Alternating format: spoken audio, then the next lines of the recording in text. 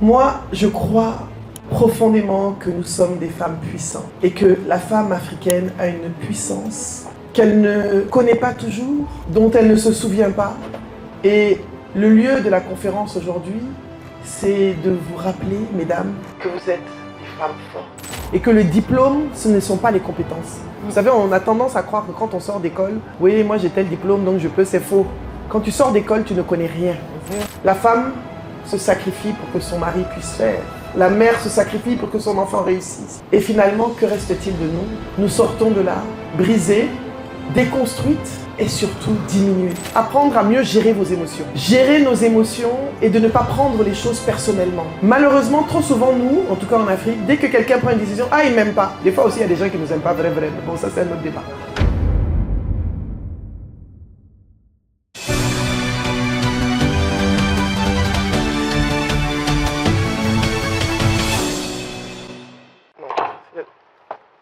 Merci. Ça veut dire que c'est une bonne conférence. Il y a toujours eu... Si tous les micros marchent, c'est jamais bon signe. Il faut toujours que les micros ne marchent pas quand on commence. On parle souvent de la femme en général et de la femme africaine encore plus comme une femme fragile, faible, stigmatisée. Mais je ne suis pas d'accord.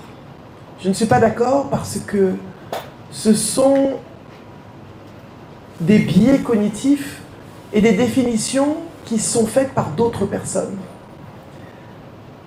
Moi, je crois profondément que nous sommes des femmes puissantes et que la femme africaine a une puissance qu'elle ne connaît pas toujours, dont elle ne se souvient pas. Et le lieu de la conférence aujourd'hui, c'est de vous rappeler, mesdames, que vous êtes des femmes fortes, des femmes puissantes, des femmes brillantes, des femmes inspirantes et des femmes, si je n'ai pas dit le mot, charismatiques. Nous sommes à un moment clé de notre histoire en tant que femmes africaines, en effet. Nos mères, nos grands-mères, nos ancêtres ont construit des royaumes, elles ont mené des luttes, elles ont forgé des empires et elles ont façonné des sociétés. Et pourtant, aujourd'hui encore, et nous en parlions tout à l'heure, beaucoup de femmes brillantes n'osent pas briller. Elles aiment diminuer leur CV, n'est-ce pas, madame à ma droite? Elles voulaient qu'on diminue. J'ai dit non, il faut dire qui vous êtes. Pourquoi? Parce que dans l'éducation que nous recevons, traditionnelle, on nous dit il ne faut pas regarder les gens dans les yeux. On nous a appris à regarder en bas lorsque nous parlions. Moi, je dis non. Je dis non parce que nous avons hérité de chaînes invisibles, de croyances transmises, de limitations qui nous ont été auto-imposées. Et aujourd'hui, je vous invite à briser ces chaînes et à redéfinir le leadership de la femme africaine. Pourquoi? Parce que je crois que le leadership va au-delà du pouvoir. Il impacte la confiance, l'estime de soi et la vision que nous avons chacune de nous-mêmes. Le leadership, c'est d'abord une posture, et ça je le répète à souhait. Ce n'est pas forcément une position. Le leadership, c'est de l'inspiration, c'est de l'impact. Le leadership, c'est un comportement. C'est un ensemble de compétences que nous mettons à profit autour de nous, dans ce que nous faisons, dans ce que nous disons, dans ce que nous sommes.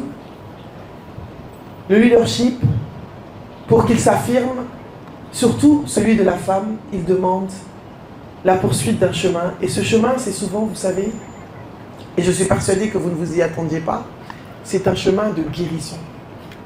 Un chemin de reconstruction et un chemin d'affirmation. Pourquoi je parle de guérison? Je parle de guérison parce que nous avons été habitués à pardonner à tous, à nous occuper de tous, à penser à tous, à souffrir en silence. Nous avons été élevés dans une culture du sacrifice. Vous savez, la femme se sacrifie pour que son mari puisse faire. La mère se sacrifie pour que son enfant réussisse. La sœur aînée se sacrifie pour que les plus jeunes puissent étudier, puissent respirer, puissent vivre. Et finalement, que reste-t-il de nous après tous ces sacrifices? Nous sortons de là, brisés, déconstruites et surtout diminuées. Ce n'est plus le moment du sacrifice, c'est le moment du donner librement, du don de soi, en toute générosité telle que nous savons le faire, sans nous oublier. Il est important de revenir sur nos parcours respectifs et vous rappeler individuellement, je veux vous demander de vous rappeler quelles sont les erreurs que vous avez faites sur ce chemin. Quels sont les mauvais choix que vous avez pu faire en tant que femme? Quels sont les mauvais chemins que vous avez empruntés? Et pour certaines de nous, quels sont les mauvais maris que vous avez choisis? Je parle de moi-même aussi. Bon, des fois, ils ne sont pas mauvais, on ne s'entend juste pas. C'est des choix. Et tout ce que je vais vous demander de faire, c'est de vous pardonner. De vous pardonner en tant que femme. De vous pardonner parce que vous ne pouvez pas émerger, briller si vous ne vous pardonnez pas. Nous avons hérité de reines, de femmes de pouvoir. Je vais revenir sur la reine la plus connue de Côte d'Ivoire. Qui est-elle? Quelqu'un peut me dire? Abla Poku. L'enfant est mort. La reine qui a sacrifié son enfant. Baoulé. Ya Santewa, la reine guerrière du Ghana qui mena une guerre contre les Anglais. Njinga Banda, la reine d'Angola, guerrière, puissante. Amina de Zaria, du nord du Nigeria, la reine des Hausa, conquérante.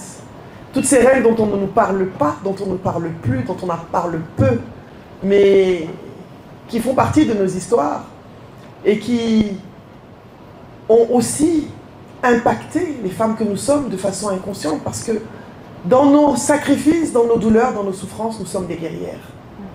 Une femme ne restera jamais longtemps à terre. Combien d'entre vous sont tombés? Quand je dis tomber, c'est goumin, souffrance, douleur, mais ne vous êtes pas toujours relevés?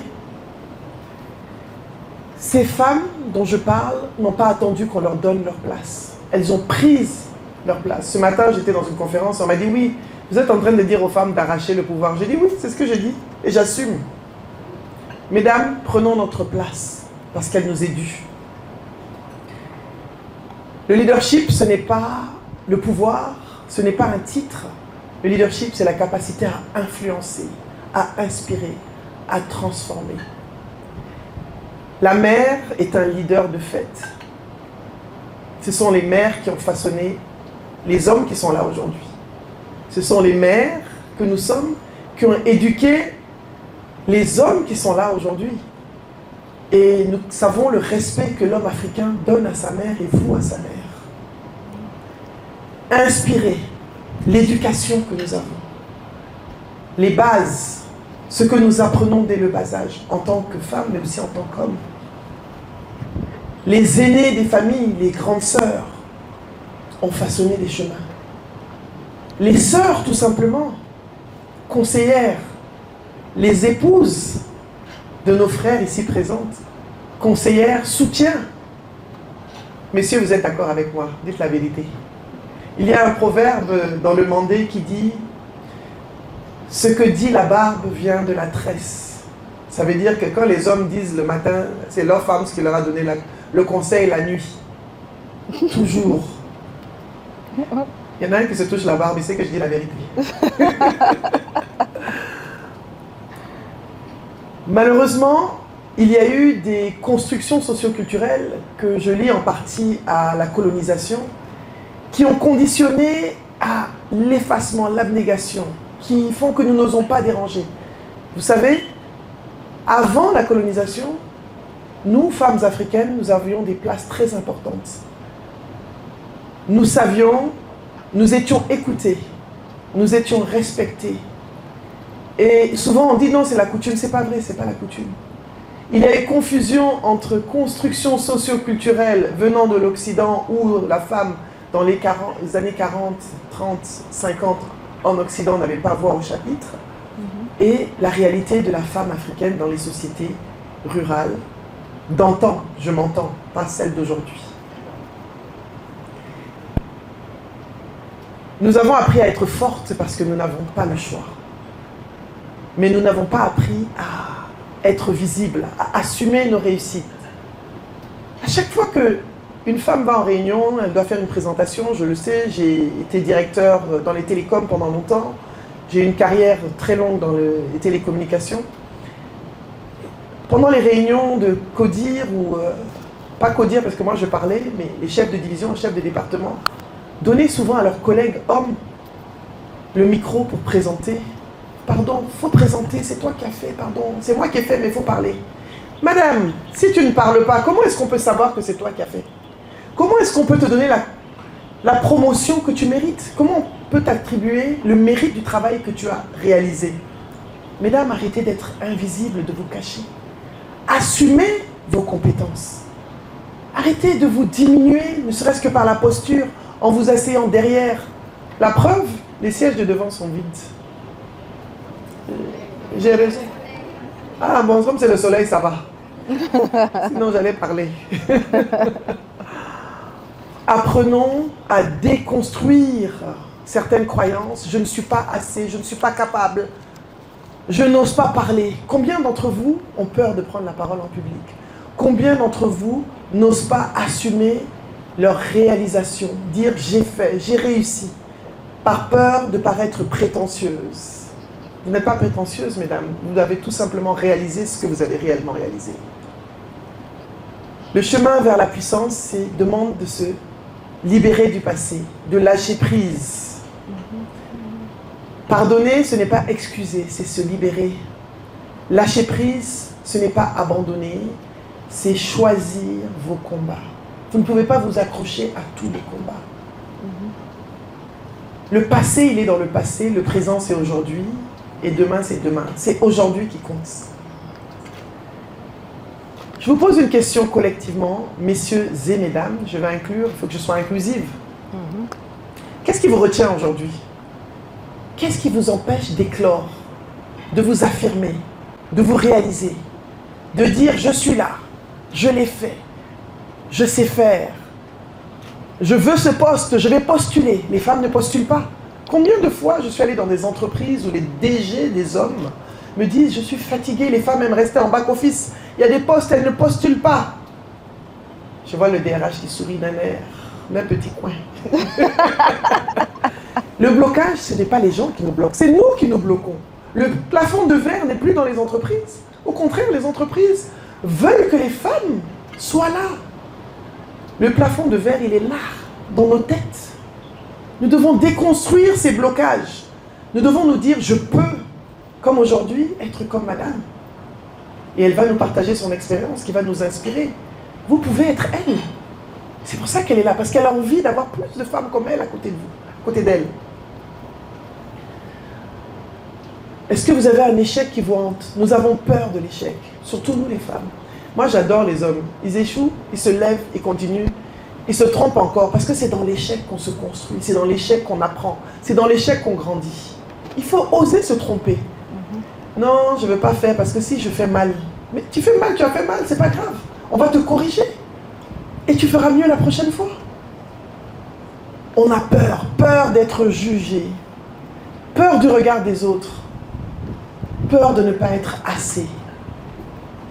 Soyons tout simplement. Les autres ont leurs propres problèmes. Assumons-nous tels que nous sommes, parfaitement imparfaites. Tels que nous sommes, avec ce que nous savons et ce que nous ne savons pas. Et parcourons notre chemin en assumant le fait que nous allons nous tromper, nous allons tomber, nous allons échouer.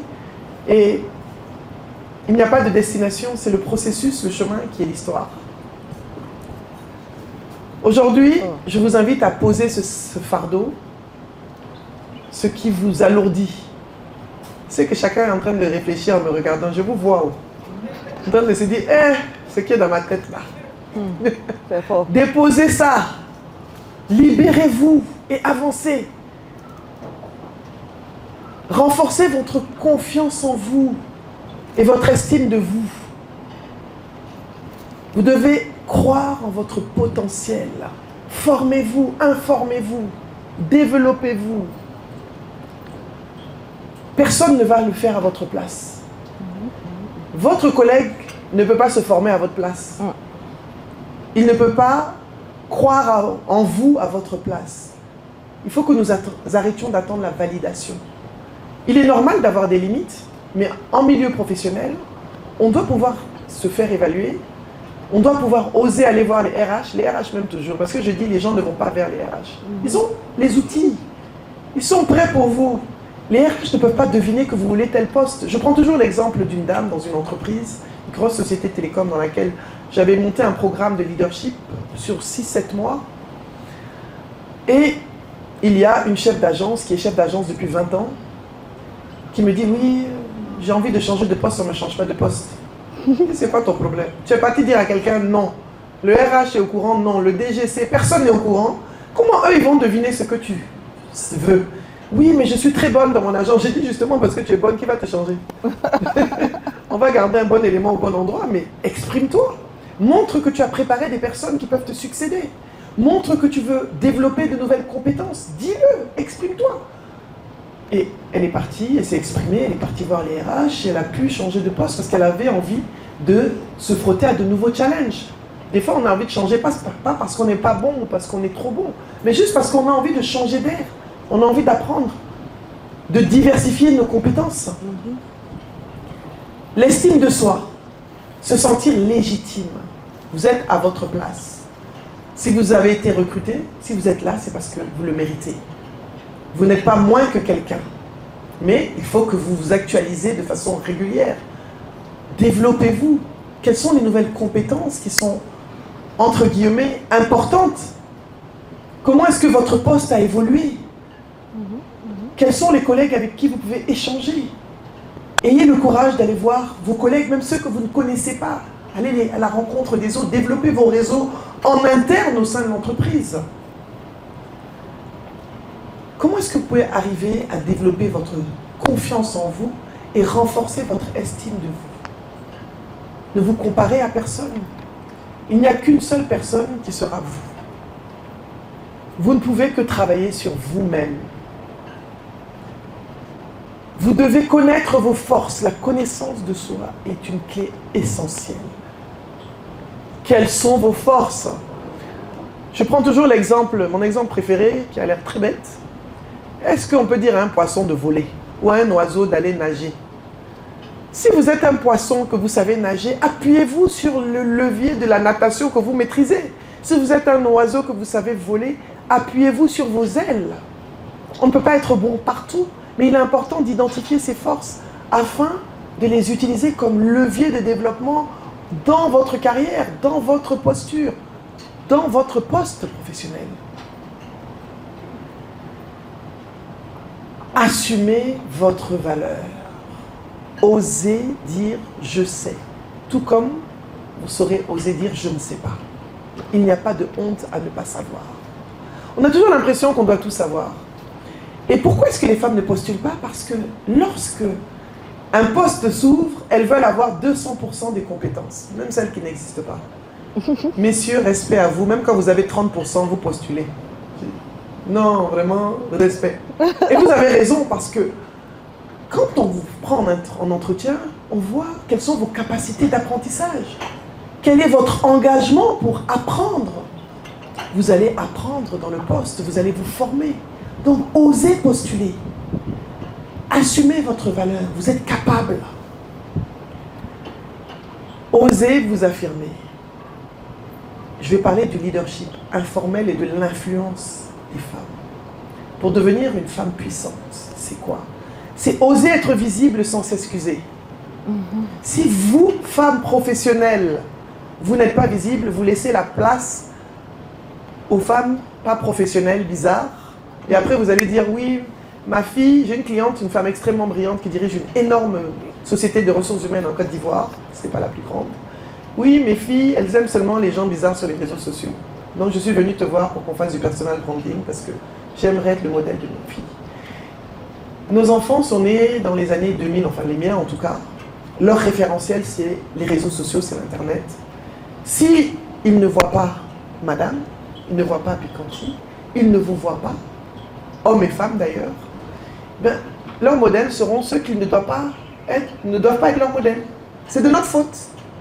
Si nous ne sommes pas assez nombreux à avoir des voix professionnelles, eh bien ce sera d'autres voix qui s'élèveront et qui seront célébrées et qui seront magnifiées et qui serviront de contre-exemple aux générations présentes et futures. Donc arrêtez de vous cacher. Allez sur LinkedIn. Je n'ai pas dit d'aller sur Facebook, c'est pas forcé. Mais allez sur LinkedIn, c'est un réseau professionnel. Prenez des décisions, même des mauvaises. Vous n'êtes pas obligé, vous n'êtes pas en entreprise pour être aimé, je le dis toujours. On est en entreprise pour travailler, pour atteindre des objectifs collectivement. Si votre décision ne plaît pas, impacte, mais la personne n'avait qu'à faire son travail. Les femmes veulent être les mamans des gens dans les entreprises. Vous n'êtes pas la maman de quelqu'un ici. Vous êtes là pour... ça se regarde ici, vous deux là, je ne sais pas. Hein? Des regards ici, ça tourne la tête, tout ça là. Vous êtes là parce qu'il y a des objectifs quantifiés qui ont été assignés. Votre objectif, c'est d'atteindre l'objectif. Je n'ai pas dit d'être sans pitié, mais vous devez prendre vos décisions sans craindre d'être jugé. Si la personne ne vous aime pas pour ça, ce n'est pas personnel, c'est professionnel. Il faut qu'on apprenne à faire la part des choses. Utilisez votre influence et votre charisme pour impacter les plus jeunes et même les moins jeunes. Donnez-vous la main. La solidarité, la sororité est importante. Ah, j'ai vu qu'il y a un poste qui s'ouvre là-bas. Postule. Non, je ne veux pas. Postule, essaye, tu n'as rien à perdre. Ça fait quoi si on ne te prend pas? On ne te prend pas, on ne t'a pas pris, on te prendra une autre fois. Ça fait rien. On ne veut pas postuler juste parce qu'on ne veut pas échouer. C'est pas grave d'échouer. Moi, je suis entrepreneur, je dépose des appels d'offres, des fois on me prend, des fois on ne me prend pas. On ne me prend pas, on ne m'a pas pris, la vie continue. Je ne fais même pas palabre avec l'entreprise. Je sais qu'un jour, ils me prendront. Je suis très perspicace. Cette année, j'ai fait le team building d'un client. 7 ans après, est-ce qu'on peut être têtu comme ça? Pourtant, c'est un ami. Hein. Tous les jours, je dis, ça va? Grand frère, c'est comment? Je l'ai eu à l'usure. Mais je ne vais pas me fâcher avec lui. Vous n'allez pas vous fâcher parce qu'on ne vous a pas recruté. Vous n'allez pas vous en vouloir parce qu'on ne vous a pas recruté. Même pas vous en vouloir à vous. Ce n'était pas votre moment. Ce n'était pas le temps que Dieu avait dit pour vous, c'est tout. Nous avons toutes, en tant que mères, sœurs, amies, femmes, épouses, un pouvoir d'influence dans nos communautés, dans nos entreprises. Je dis toujours, est-ce que vous savez quelles sont les personnes les plus influentes dans les entreprises? Il y a 2 personnes influentes. La personne qui garde le gardien. Si le gardien dit que tu ne rentres pas, wallah, tu ne vas pas rentrer. Tu ne vas pas rentrer. La deuxième personne, les personnes qui font le ménage. Personne n'a envie de travailler dans un bureau qui n'a pas été nettoyé depuis une semaine. Vous êtes d'accord avec moi? L'influence est partout, à tous les niveaux au sein de l'entreprise. Ce n'est pas une question de position, ce n'est pas une question de poste. Quand vous arrivez dans une entreprise, des fois, ce n'est pas le titre de directeur, le directeur qui maîtrise toute la dynamique de l'entreprise. Il y a quelqu'un assis dans un bureau façon. C'est cette personne qui est le leader informel de l'entreprise, qui maîtrise les tenants et les aboutissants, qui va te dire, voilà, quand tu vas aller telle personne, c'est comme ça qu'il faut parler. Ah, il faut faire attention. C'est ça le leadership informel. C'est un leadership. Il y a des regards. Moi, je suis en train de lire à travers les regards en face de moi. Mais l'influence ne sert à rien si elle n'est pas dirigée vers un objectif assumé, clair. Monsieur, vous pouvez vous libérer du soleil et pousser votre chaise. Elles ont fui parce qu'à cause du soleil, je vois que le soleil vous fatigue. Il y a l'art de dire non. L'assertivité. Nous, les femmes, on ne sait pas dire non. C'est toujours à nous, on demande tout et puis on dit oui. Est-ce que je mens? Il faut savoir dire non. Pourquoi? Parce que on peut devenir improductive à force de dire oui tout le temps. Ça nous fatigue. On le dit juste parce qu'on a peur de dire non. On ne veut pas dire non. Il faut s'apprendre à se mettre en priorité. Il ne faut pas que le non, le oui que vous dites devienne un non pour vous-même. J'ai été dans ce cas, maintenant j'apprends à dire non. Oui, vous pouvez venir faire une formation ici, oui, oui. Et après maintenant je dis non, écoutez. Non, je dis même si vous payez, je ne viens pas, je dois me reposer. Il faut apprendre à dire non. Arrêtons de prendre les attentes des autres comme des responsabilités personnelles. Ça ne nous regarde pas. Je vais vous demander de répéter une phrase, mesdames. J'adore les hommes parce qu'ils sont égoïstes. Merci, messieurs, de me donner des leçons d'égoïsme quotidiennes. Et c'est des leçons d'égoïsme pour votre bien-être. Et vous avez raison. Mesdames, répétez après moi. Je ne suis pas égoïste, je choisis mon bien-être. Répétez. Je ne suis pas égoïste, je choisis mon bien-être. Merci. C'est fort. C'est vrai qu'ils demandaient beaucoup de choses. Les hommes me regardent mal. À cause, maintenant, elles vont me dire non à tout moment. Ne me regardez pas mal, messieurs. Ce qui est important aussi, c'est de savoir raconter son histoire. Et c'est ce que madame va faire tout à l'heure. C'est très important. Vos histoires comptent. Notre parcours est notre plus grande force. Mesdames, vous pouvez inspirer, impacter, influencer autour de vous. Vous avez été dans des écoles, vous êtes dans des communautés, religieuses ou non. Vous êtes dans des associations. Des femmes, tout ce que les gens ont besoin d'entendre, c'est votre histoire. Ils n'ont pas besoin de beaucoup de français. Ils ont juste besoin de connaître votre parcours. Assumez votre parcours professionnel. Qui êtes-vous dans votre histoire? Est-ce que ce sont vos échecs ou vos victoires qui vous ont amené là où vous êtes aujourd'hui? Quels sont les challenges que vous avez surmontés pour arriver là où vous êtes? Votre histoire est importante. Et chacune de vos histoires compte. Chacune de vous ici présente a une histoire qui est intéressante. N'hésitez pas à repartir dans vos anciens collèges, dans vos anciens lycées, vos anciennes universités, dans vos communautés. Partagez votre parcours, s'il vous plaît. N'ayez pas peur. Vous êtes légitime. Non, je n'ai rien fait, vous avez fait quelque chose. Donnez-vous ce pouvoir-là, s'il vous plaît. Et ne cachez pas les choses. Ne diminuez pas l'histoire. N'est-ce pas? Oui, je vous ai assez coaché pour dire de ne pas... Vous voulez qu'on diminue? J'ai dit jamais. Il est temps de réécrire votre histoire et l'histoire que vous racontez sur vous-même. Refaites le point de votre parcours et vous allez voir que vous avez surmonté des montagnes. Et que c'est ça qui vous a amené là où vous êtes aujourd'hui. Il n'y a pas de petites montagnes. Apprenez à célébrer vos réussites dans cette même veine. Qu'est-ce que vous avez accompli? Qu'est-ce que vous avez réussi? Célébrez vos réussites. Faites l'inventaire de vos succès et apprenez à parler de vous, de vos accomplissements avec fierté. Ne vous diminuez pas. Personne ne vous l'a demandé. Personne. Si ce ne sont que les petites voix dans votre tête qui vous disent non, on va dire que tu fais malin. Mais fais malin, ça fait quoi?